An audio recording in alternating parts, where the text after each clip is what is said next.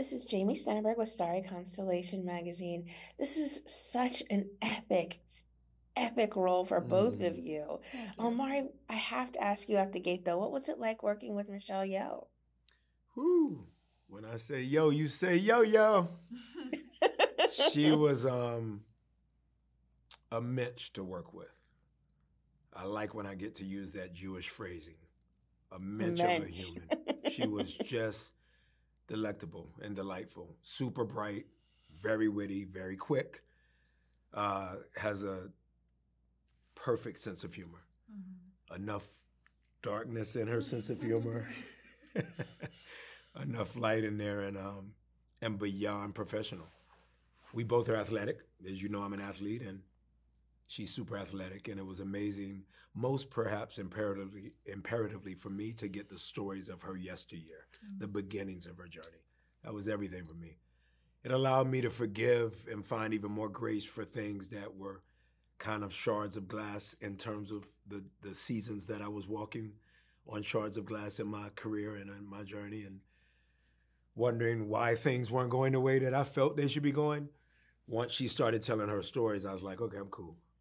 I'm cool. Here's this living legend who's giving me some POV, might I say. She was perfect to work with. Casey, how was Rachel originally described to you? Okay, so first of all, when I first auditioned, it was like totally dummy side. So her name was like Rosie or something. I can't even remember. It was a different name, and the original breakdown was like Hannah Einbinder from Hacks, like which is a total departure from sort of where we wound up. But the original thing was like, that's the take, and like throw us another one just to like show us your range, what you can do. So I did a very silly take. Do you remember what scene? Or did that scene not even? It got cut. Okay. It got cut.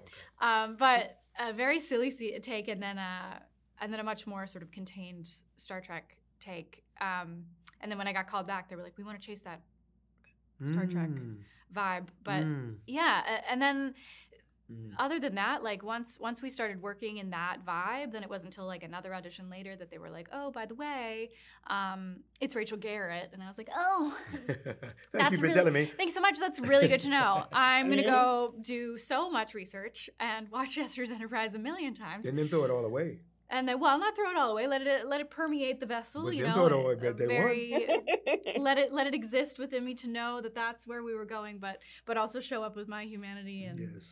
and let my light shine through. But yeah, that's how she was described to me. There's there, I do believe it said in the script. I think how Michelle describes me, right, is like a stick so far up her butt it comes out to her mouth. Yeah. So that's lovely. Makes me feel Omari, good. we talked about the action work that you put into this. Is there a scene you're most proud of that you did either emotionally or physically for this one? Yes. The scene I was most proud of did not make the cut. Isn't that just the way? Yeah. And the reason I was most proud of it is because it's the continuance of my attempt to recruit Philippa Giorgio. And I am absolutely, there's ulterior motives galore in that scene. And I'm using all the colors that Olatunde, to Casey's great point, as a great director would. Great directors are secure, first and foremost. And he was so secure, he allowed us to bring what we brought. My first boss in life is Spike Lee, and I asked him once, what is it about directing? He said, 90% is who you cast and how you delegate. And so anything that Tunde said, Omari, I want this Omariism brought to this character. I want this Omariism brought. All of the things that he said he wanted brought were in that scene where there's some comedy elements, there's some action, there's some I'm really holding your hand to the fire in terms of, holding Philippa Giorgio's hand to the fire. And it all comes out in this beautiful powder keg of sorts. And might that blow up in my face? Perhaps. But that scene, even though it didn't make the cut, I was super proud of the dance, figuratively speaking and literally, that Michelle and I had to do, particularly working with a legend like her. It was amazing. I was watching her. You catch yourself watching Michael Jordan if not Scottie Pippen, at least the rest of the team, you find yourself watching Michael. I had couple moments where I was like, look at her go. Oh, shit, I got to work. I forgot I got to act. Okay. Yeah.